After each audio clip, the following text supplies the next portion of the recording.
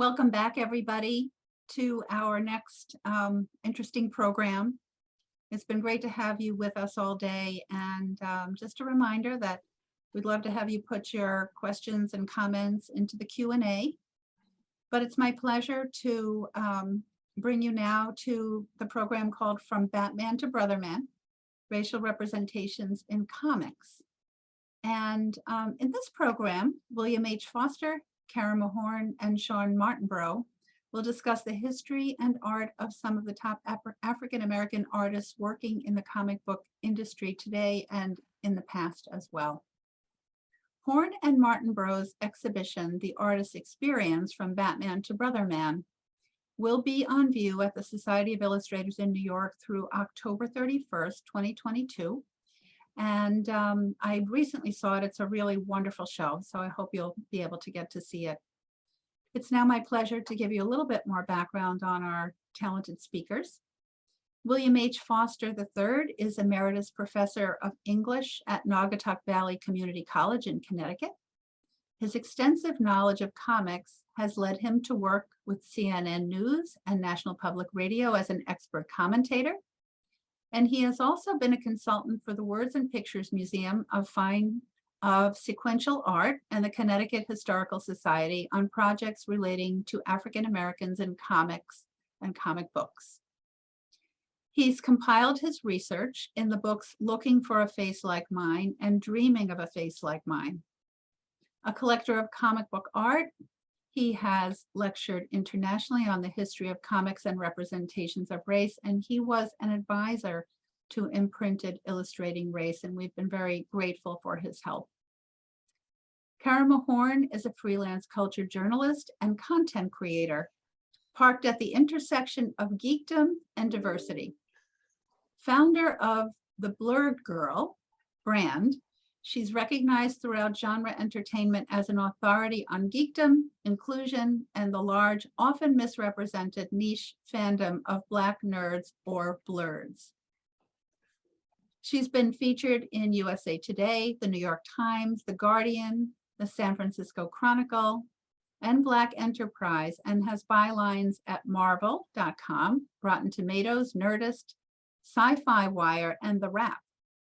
Her work appears in the Dark Horse Comics anthology Prose and Comic Cons, Marvel Comics Marvel Voices, and Marvel's Voices Legacy. Her first novel, Protectors of Wakanda, a history and training manual for the Dora, I'm not going to pronounce this right, Milaje, will be published this fall. She's the co-curator of The Artist's Experience From Batman to Brotherman at the Society of Illustrators with Sean Martinborough.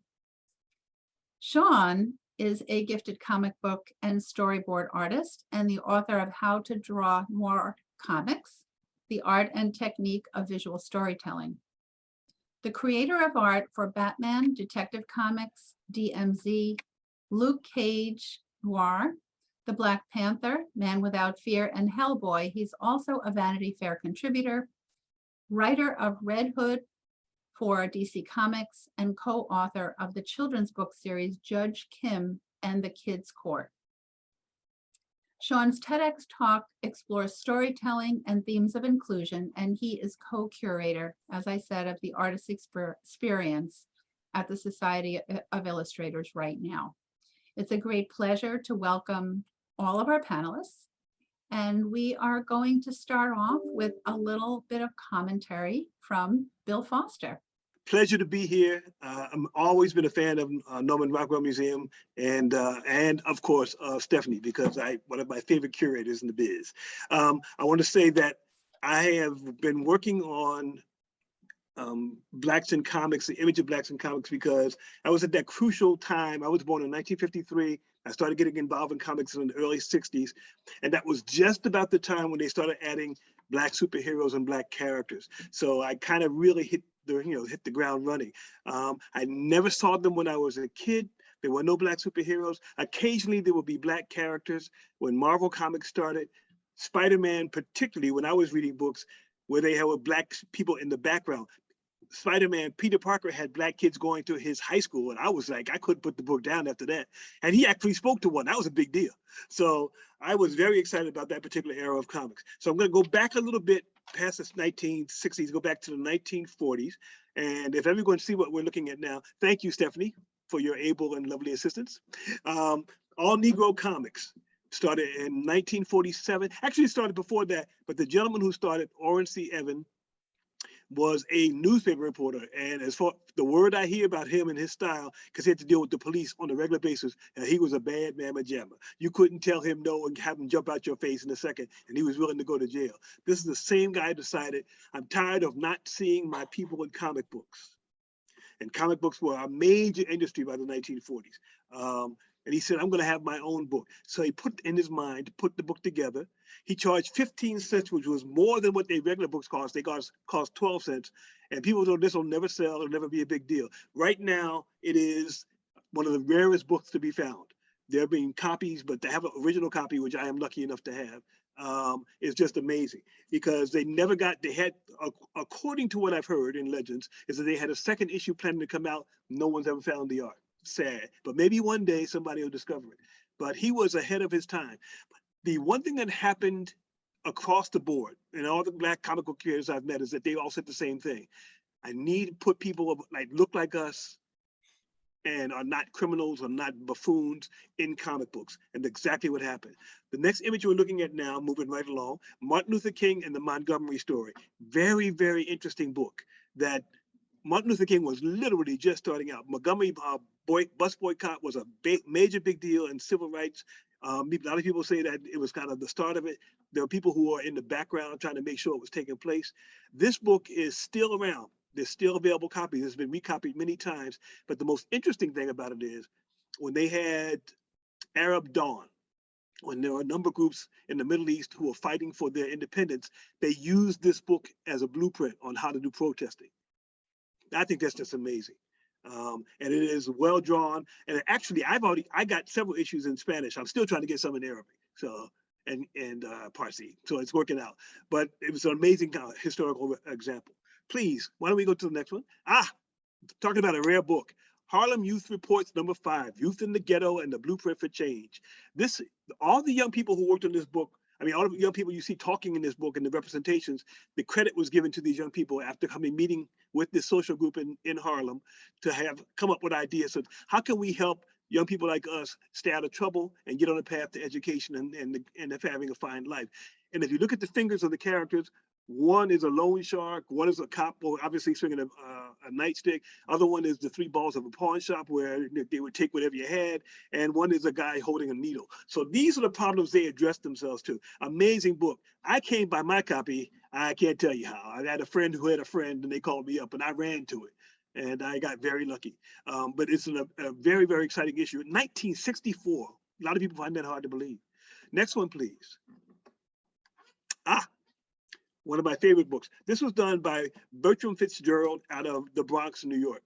He had an entire series called Golden Legacy, Illustrated History Magazine, and each one featured at least one Black person who was a very big person in history for us, and he didn't just do men, he did women as well. Harriet Tubman, I believe, is the second book in the series. And I met him as well. I brought him to my college and my students ate him up with a spoon because he was right where they needed to be. He signed copies of their books for them. I said, hold on to those, you'll never know. Fortunately, he passed shortly thereafter, but he was a tough guy too. When someone tried to steal his copyrighted books, he took the guy to court. He had a heart attack, got out of his sick bill, came to court and won his case. And he was still kicking when I asked him to come to see my students. So I'm very much a big fan of his, and very much admire of his work. The entire series, worth getting it. You can get used copies, trust me. Don't worry about the condition. Share the books. Your young people will love them. Next, please. This was something I found on I can't name the company because they'll sue me. But I found it online and I was just thrilled. And I found both these books there. The Secret of Sapphire. Carolyn Jeter Green. I don't know if she's still around. If she is, I'm going to find her. And the second book she did like that 2 years later, I think. Sapphire's second set of Soul Secrets, told from the point of view of a, for then, modern day Black woman, talking about the problems and situations that she had to deal with on a daily basis. And she didn't cut nobody no slack. She didn't curse, but she did say words like mamma jamma, which now we can say, okay? But she was serious about it, and this book was a fantastic 2-book series. I'm only sorry she didn't have more. Please. Oh, Black Man, Soul Wonder of the World. This was done by a brother out of Chicago. It's interesting to me that Tom Floyd and a lot of the other people who were involved in Black comics and even into the underground comic period came out of Chicago. Turtel Only, who is considered the godfather of Black comics, still in Chicago, still creating books, still inspiring young people to write their own. If you look at his costume, it doesn't look like Superman. That's on purpose. He's wearing a medallion. And the guy who wrote this, Tom Floyd, did a joke in this. You know how they always told Black people back in the day that you ought to stop asking for help, you ought to pull yourself up by the bootstraps. So what he did was he invented a pair of boots for this superhero. All he had to do was tug on them and he could fly. So they had humor as well as talking about the historical place for him. It was a whole series of superheroes in this series. Black Man was the first one. He had plans for others as well. And one, my favorite, was a Black man in a fighting machine wheelchair, and he was called Joe Guts, 10,000 pounds of superhero. I'm sorry, I wish I could make this up.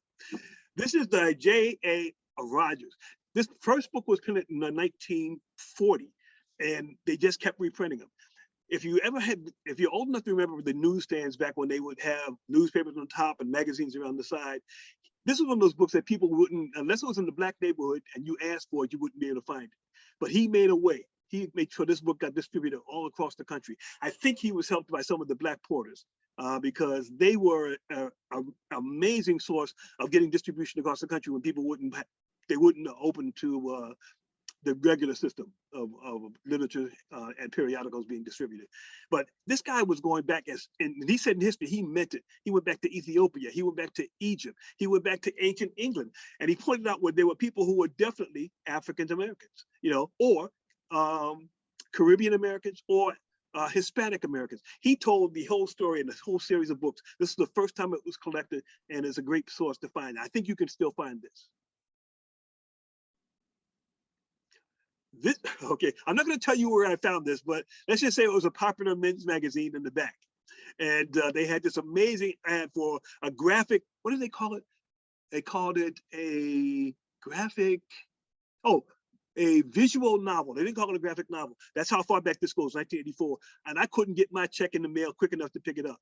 And I was not familiar with Donald Gordon's work at that point, but I just loved this book. And this character was he was not a hero, he was an anti-hero. But he was beset by problems with his family and the neighborhood. It was very real, and I enjoyed it. They did a reprint. I'm hoping they do another, but it's real worth your time to read it. Trust me. Next, please. This is by Brother Armstrong, who does Jumpstart, and it's about a Black cop, and he marries a nurse, and their life together in the city. This cop was sharp guy. He had an old white guy, curmudgeon-y white guy who was his partner, and they really liked each other. This one I asked Brother Armstrong, can I have a copy of it? Because I use it as a lesson in my classrooms. How do we deal with each other? I would be often asked by my students, and I would just say, well, what do you think? Okay, how about friend? We can go with that. As obviously I'm Black, that's not going to change. As obviously you're white, that's not going to change. But what changes is our attitude towards each other. And I think he captured that very well in this particular cartoon. He's still being published. In that day and age where comic strips are being reduced and being cut out, he is still being published in national newspapers. Oh, here we go. Reggie Byers. Crescent. This is a Black publisher who started off doing hip-hop comic books. He has an entire series of books he did with a religious base to help kids get past problems like gang war and drugs and committing horrible crimes in the community. Reggie really made a special note with his book. This is one of my favorite characters, and he's bringing this character back. It's a Black woman who is a kind of a ninja, kind of assassin, but she works with her basis is out of Egypt, not out of Japan or China. Amazing story, and his artwork was just phenomenal. Both Reggie and his wife are partners in the creation of all of his comic books, which I think is amazing as well. Good example. Mama's Boys by Jerry Craft. Jerry Craft, who is now better known for his 2 young adult novels that were on the New York Times bestseller list for a long time. This was the first book Jerry did, as far as I know. Jerry used to work for Sports Illustrated, but he kept this in his mind. He kept going on with this. He created these books himself. He published them himself until the day that his young adult novels were going to be published by someone else. Had a working class Black mother, had 2 sons who were coming up. She was always trying to talk to them about how to stay out of trouble. She said, listen, Mom, why don't you get me a red phone? All my friends are making fun of me. She said, because there's no way if you pulled out of your pocket that could be mistaken for something else. So it's full of practical advice. It for both young people and parents. I love it, and I do hope that Jerry brings them back into a strip again. Still I Rise, Roland Owen Laird Jr. and his wife, Tanisha Nash Laird. Amazing effort. I got, when Roland was still with us, God rest him, I bought original art from him for this because I was so impressed with this book. And he had them telling jokes to each other. They had Black people on the shore of Africa when the first boats come for slaves, and they're doing kind of like Richard Pryor kind of jokes.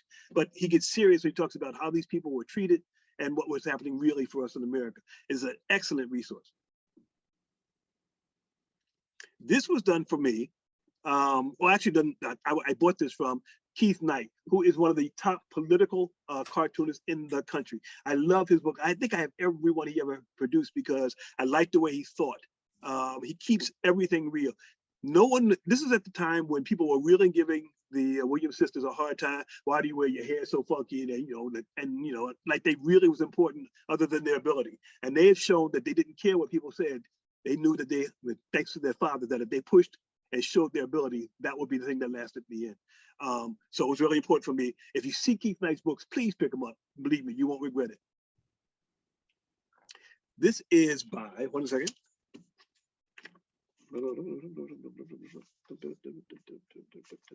Hi, Bill. Hi, Sean. Stephen Bentley kills me.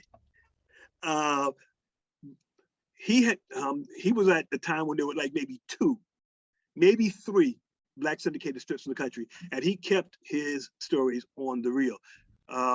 He talked. Imagine having a daughter named Uhura. That was amazing. I thought that was great. And he was a group of very small group of Black comic book cartoonists who were just doing the work that they needed to do.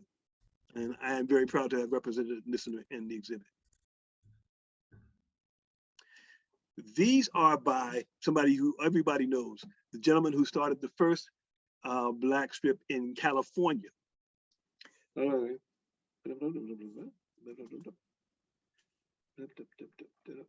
Maury Turner, Maury Turner was unique in that he tried to do as many things as he possibly could. He used to write all the time. He'd get ideas for strips, but he was inspired by Peanuts and Charles Schulz. And he just took it from there. And he had a TV series called Kid Power. He always was personable. Whenever I'd write a request, or even if I would send something from a website and say, I'd like to buy your stuff, he recognized my name and always would leave me a personal note. I'm so sorry he is no longer with us, but he gave America a way of looking at our American history in a way that was fairly painless, but extremely important. And he's all more into. This was the book that these came out of, Super Sisters. You see how it's spelled. He wasn't losing no flavor in that. March, book 1. This was by John Lewis and Andre Eden.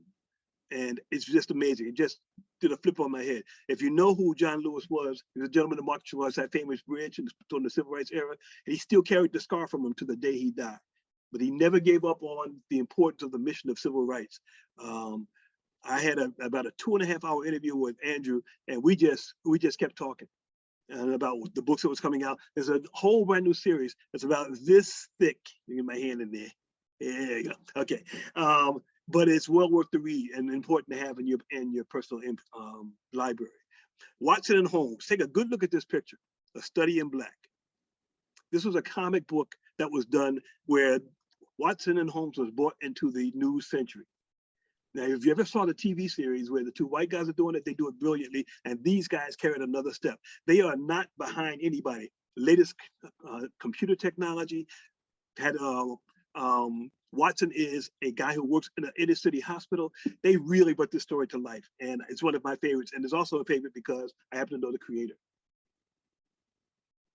This is a book by Ho-Chi Anderson. Ho-Chi Anderson started his life in a whole different way. His name after Ho Chi Minh and Che Guevara. His parents were very revolutionary, and his work has always been a revolutionary. He has been on any number of subjects. He's been in and out of the underground period. You never know where he's going. This is the guy that wrote the big King autobiography, and it took him 10 years to finish it, but he finished it, and it was well worth it because he did a heck of a job. He's a brilliant artist and a wonderful writer. So if you haven't read Ho-Chi Anderson, please discover him, because in the contemporary era, he's one of the best places to go. How did I do? Oh, amazing. As always, Bill. Thank you for that historical background. It was so impressive and so interesting, and you're always wonderful to listen to. Thank you. Welcome, Karima. We're so happy to have you, and Sean Martinborough, of course. Again, you have an interesting collaboration at the Society of Illustrators. We'd love to hear about that. And we also have some images to share that will give a little bit of a sense of what's in that exhibition. Would you like to start by talking a little bit about how you came together to work on an exhibition? Well, actually, honestly, I have to say, I'm just so impressed by Bill's wealth of knowledge. I mean, I could just sit back and listen to him for the rest of the discussion.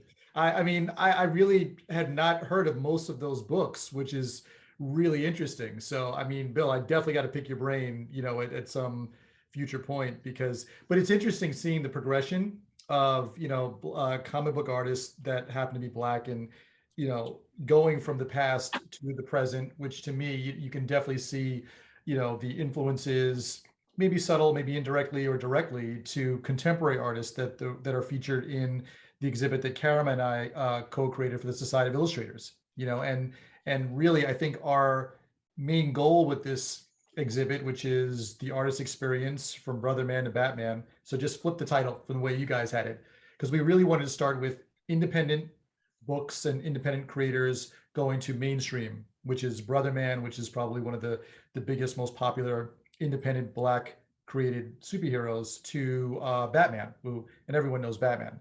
So that was our real goal. But also, aside from giving attention to artists who people might not know of, or artists who might not have gotten their due, Karima and I really wanted to shine a light on their process and what is entailed in terms of them creating their works. Because I know from myself being an artist, I get tons of questions of people saying, hey, well, what pen should I use? Or, how do you start your day? Or, how do you solve this sort of problem? And I thought that was a very interesting thing that I very rarely see whenever I go to exhibits and I see artists' works. So that's why we thought that was a very unique perspective to share with the artist experience. So if you want, you can show like our opening poster.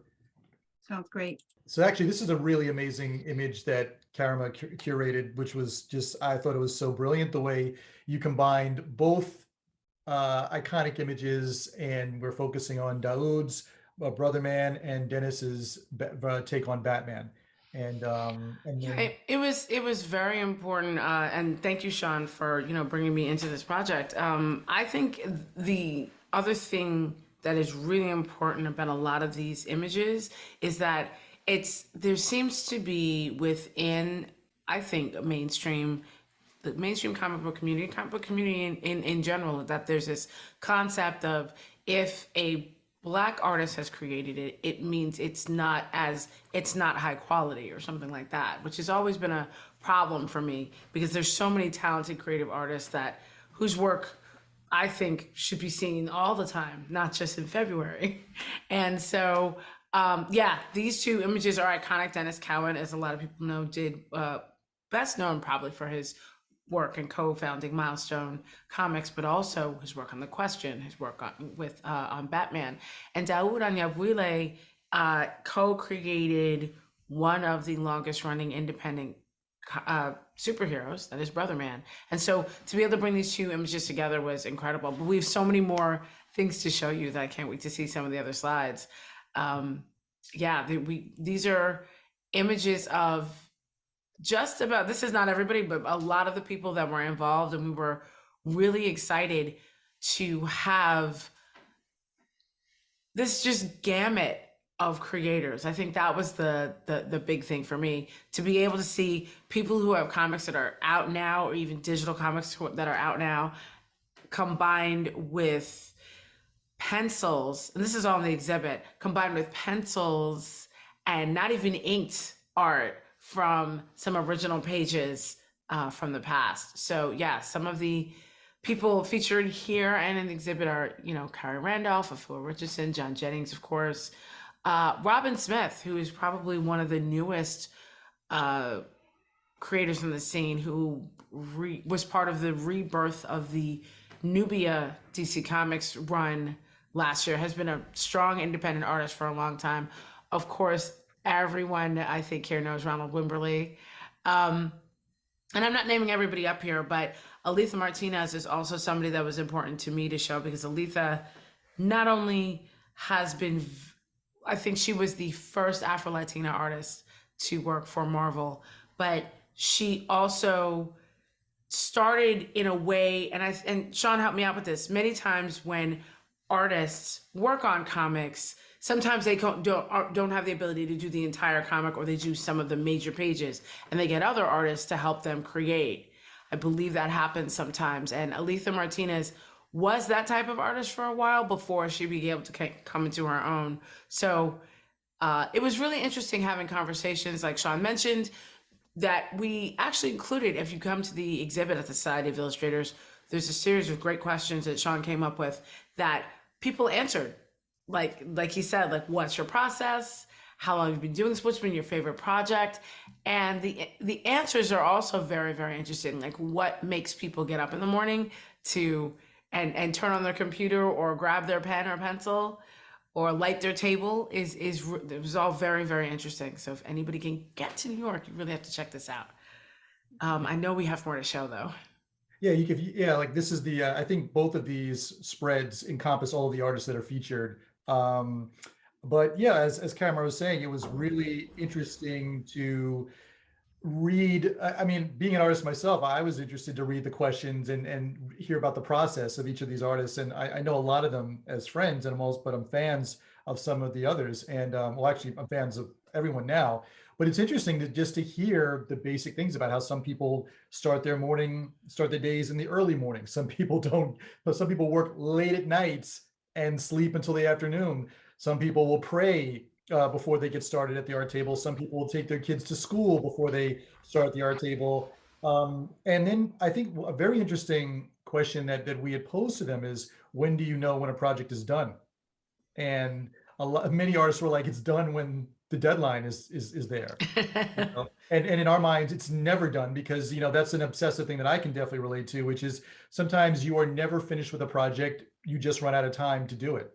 And so it's just getting it to as close as you wanted to get it before it goes out the door. And so the way we have the exhibit designed is that you see samples of the artist's work, and then you see the questionnaire of their process. So we have the various questions that we just mentioned. How do you start your day? How do you get over artist block? What do you use for creativity? How do you recharge yourself creatively? And how do you end your day?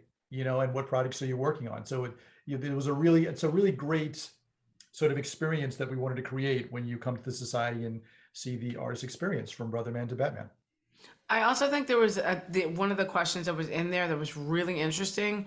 That was a lot of the independent comic book creators versus the creators that work for the big two, or some, like you said, that have on-demand schedules.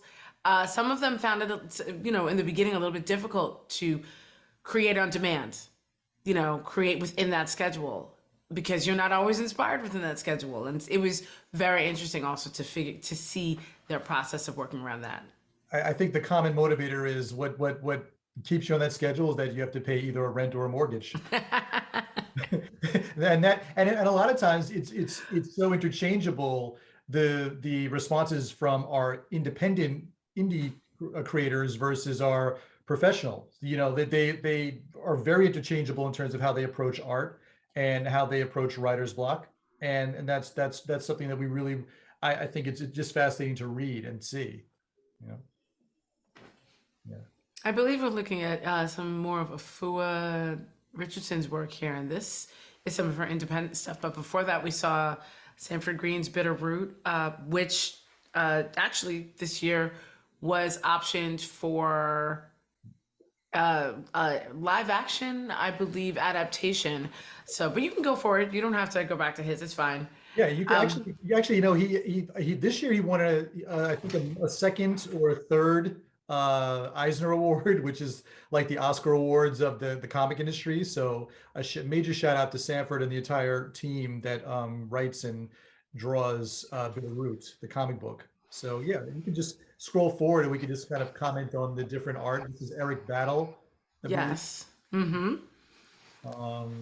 You know, great line work. This is Jamal Igle. Yep. And I believe this is from the comic book Black. Oh no, this might be Moon Girl, sorry. But he also does a lot of great line work. And it's interesting because I think his shadow work reminds me of yours here, Sean, because this is almost noir in how he inked it. Yeah, and the thing about Jamal that's insane is that Jamal just has a crazy penchant for detail. Which, Does. like, you know, I don't know if I could draw every single detail that he does in his pages. I'm like, I don't know how long it takes him to do this stuff, but it's just gorgeous work. It is. Yeah, yeah. This is Dennis Cowan, Batman. You know, and you can see the different style and approach of each artist. They're very, very distinct. And that's really one of the things that the Karma and I focused on is sort of because there's so many great artists out there and we know so many great artists personally that it was so hard to sort of narrow it down to this first group that we would feature in the show. But what we wanted to do was really just show artists with really different styles. So that was kind of what helped us. Yes, and this is the cover of Black that Kari Randolph did. That series was actually also won awards, and was the interiors were drawn by Jamal Igle, but all the covers were done by Kari, and all the covers were very, very, very powerful. In fact, their Kickstarter was one of I think the highest grossing Kickstarters that the platform had ever had for a comic, and this has also been optioned. So it's really interesting how popular, I think, and Bill, I'm sure you can attest to this, there's so many artists that struggled for so long to be seen, and now there are so many on the scene and having their work adapted and, you know, that have just built on the work of those in the past. And I think it's really an exciting time and for a lot of Black artists in comics. Yeah. This is Eric Battle. I think this is from his series, this historical series that he's doing with was it Temple University? I think he might be. Yeah, really powerful work with a lot of historical figures.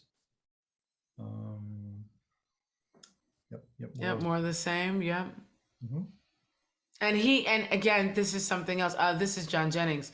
A lot of artists, the independent artists, there are several of them that don't separate penciling from inking from color. That was also something interesting to look at. Then there are others like Kari Randolph, who regularly does not color his stuff. Sean, I don't think you regularly color your stuff either. So it's really interesting to watch. That was one of the other discussions that we had, cross, platforms and cross projects. So the previous one also was, he colored himself. I believe John had a colorist for this one. This is John Jennings' work. Yeah. Oh, that's Chuck Collins. This is a digital comic book creator. And he has a webcomic called Bounce. And it's interesting because it's about his time as a bouncer on the Lower East Side of New York.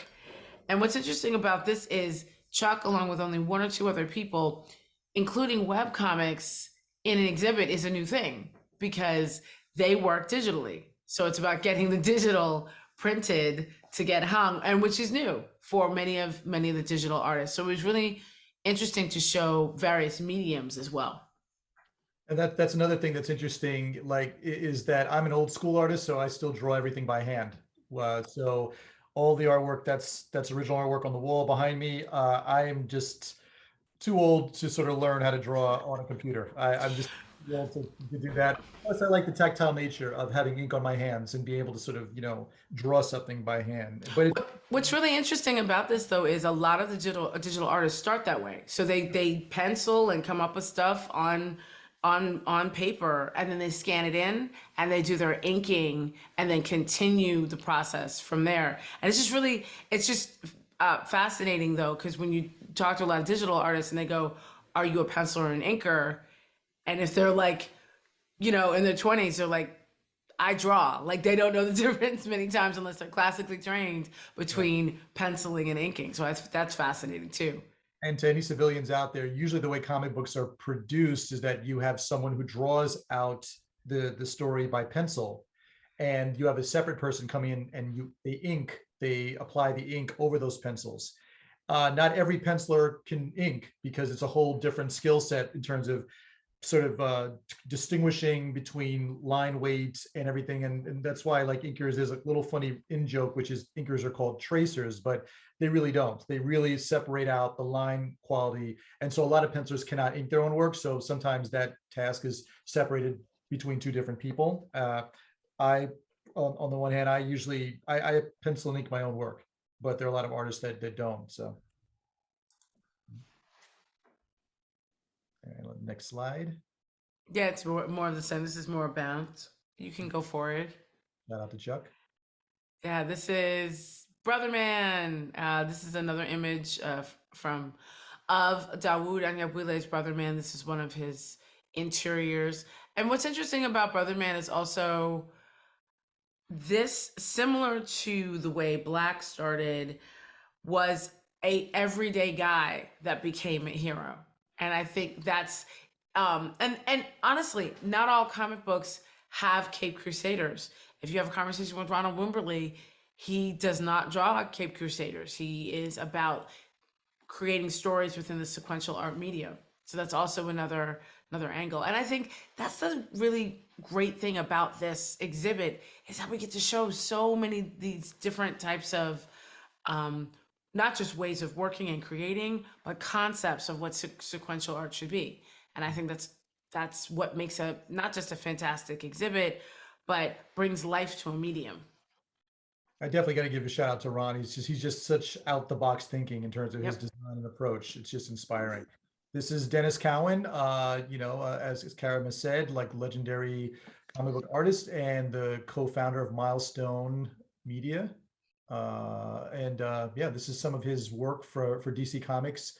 This is Hardware, and actually it's a pretty cool crossover between Hardware and a popular DC Comics character called Steel, who is sort of the Man universe. This is sort of like a Milestone DC Comics crossover. Yeah, this was a great one. Yeah. I think there might be another one from, this is actually the top portion of this was used in our cover. So this is the Dennis cover of a Batman series, and as you see, Red Hood and Robin in the foreground there.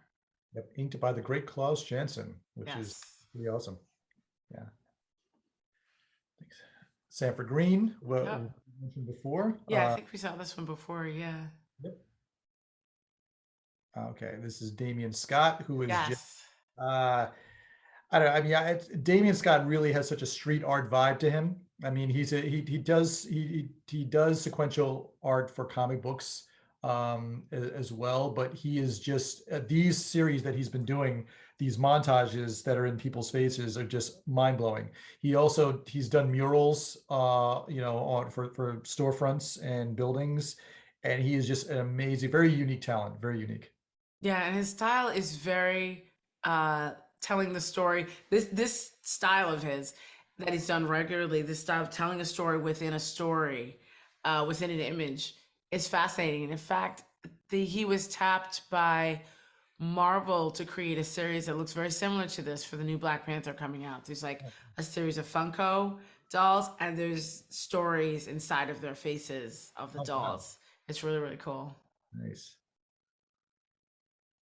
He did, this is another one of his. The Great Stanley. And this one, he used different characters to actually create his head, which was great. You can stay here, it's fine. Yeah. This is Ronald Wimberly, right? Yep. Yep. And it's funny because this looks like a classic inked old school, comic, but that's his style. Well, I shouldn't even say that's his style because Ronald, I swear, is a chameleon. He kind of changes his style depending on which way the wind blows. So sometimes it's hard to identify his work, but this is really good. Yeah, that's why I had to kind of think. I was like, wait, that looks like Ron, but his style is, yeah, it jumps. It just it really morphs. All right, next piece. Yeah, this is also something from him as well. And this is another example. The detail we saw in the other one, we don't have that detail here.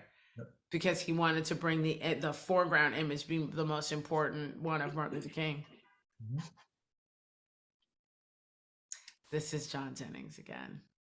Yep, John Jennings, and actually John he's a New York Times best-selling illustrator. What was his adaptations for? Was it Octavia Butler? Yeah, he did 2 adaptations for Octavia Butler. The latest one is Parable of the Sower, which if you're reading right now, yes, it's terrifying because it's so relevant. But yeah, and he also is this is his headspace, like when he's not doing a commission, he does sci-fi Afrofuturist type of art. And this is very classic for him. Eric Battle. Godzilla, yes. And again, look at the detail. Yep. This is actually from Black, but it's funny because this inking. Oh wait, am I wrong? No, this looks like Nubia. I'm sorry, I apologize.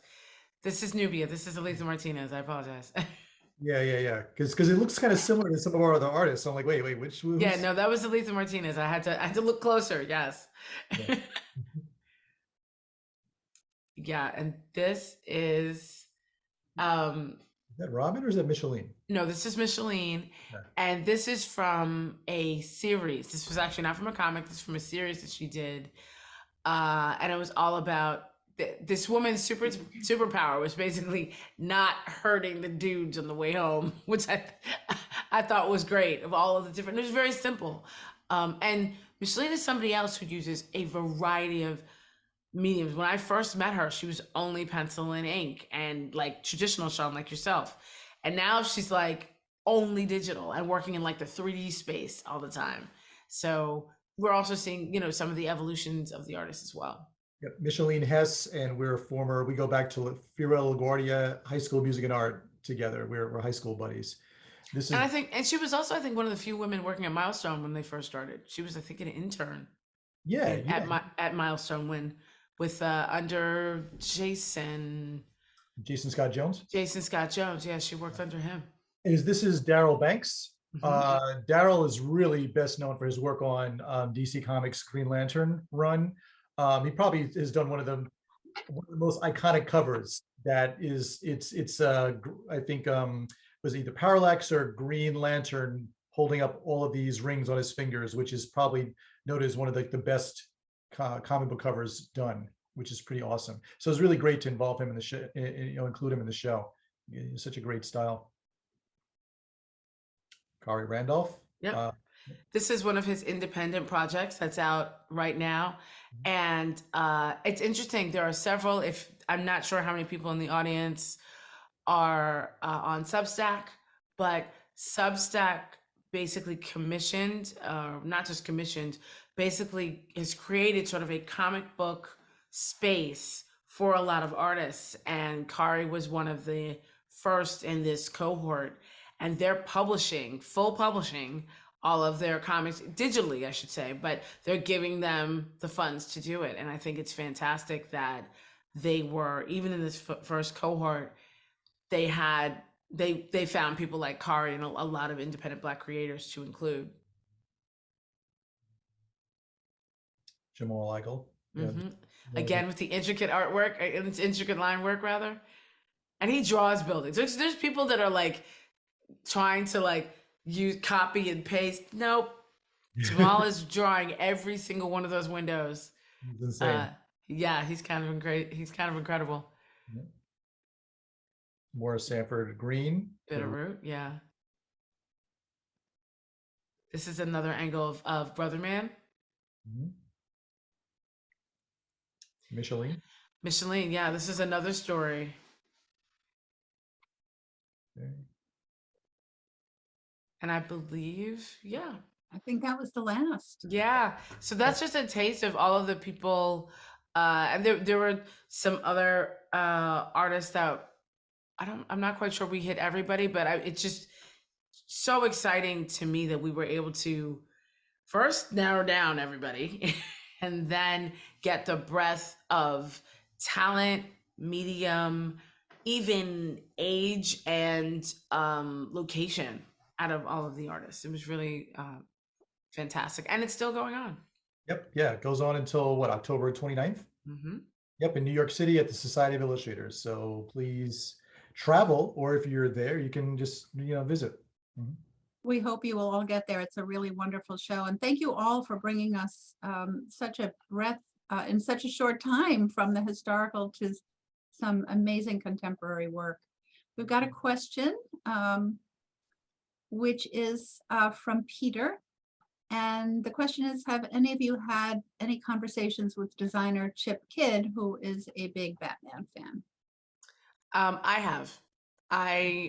What in my day job, I also cover comics and sci-fi for just as a writer, and I had the pleasure of being invited to, but having a lovely discussion with Chip Kidd at his Batman exhibit at the Society of Illustrators last year. Incredible. His collection is incredible, and his Superman collection is incredible as well. But that article is actually up on Sci-Fi now. But he is an amazing, amazing talent. And yeah, one day I actually hope to work with him. Yeah, I met Chip. He's an amazing designer. Like his design sense is just top notch. And he is a super snazzy dresser. He is. Oh my goodness. Yes, he absolutely is. Yeah. Great. And a comment from, hey, Sean, Bill Foster, nice for the shout out to Turtle Only, the Black Age of Comics. Here, here. Anything you'd Yes. like to say about that, Bill? Turtle Only is amazing. He brought me along when I was just breaking into it. He flew me out to Chicago for his convention, took me around the city, took me some of the best restaurants I've been to, and I met all these amazing creators, some who are out of the game, and I was able to get samples of their work with my total thanks to Turtle. And he's still deeply involved too. He'll never tell anybody, but his work has appeared in museums and exhibits in France and in Italy. So he has been an artist for a long time. Thank you, Bill. Sean, I just have a question for you, which is, I know that working on a comic is a huge commitment. I mean, you're doing everything by hand. The hand drawing, the drawing is extraordinary. What a draftsman you are.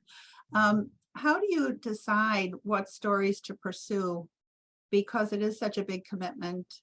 Is it inspiration? How do you find those meaningful stories? I mean, there's so many different topics that I find interesting, so many different themes that I want to explore. It really just is a matter of narrowing down, okay, what am I gonna draw versus what am I gonna write? And as a result, I have like multiple projects that I'm actually writing and drawing right now. So even if I can't draw it myself, I can express myself through writing. And it's just literally things that are around me. Like, it's so funny because I just did an interview, and so because I have a kid's book out, Judge Kim and the Kibbs Court from Simon & Schuster. It's all about a young girl who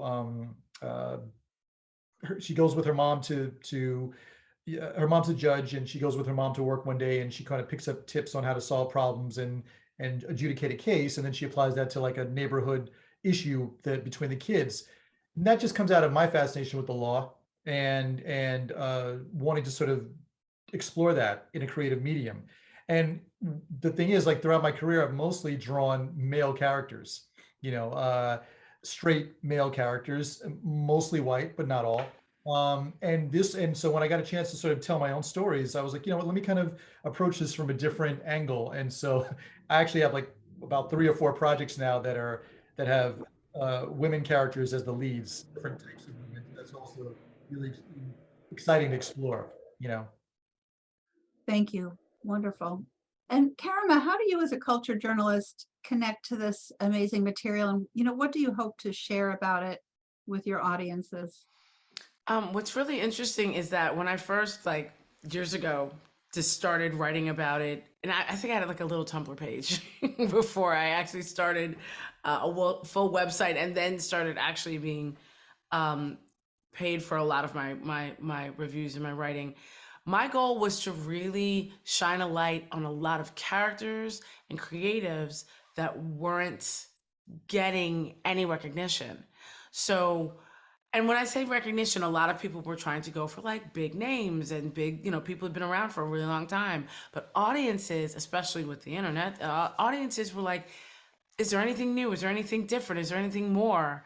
And even maybe about 8-9 years ago, when people were saying like, we need to see more people of color, I regularly would say, they actually exist, you just don't know where to find them.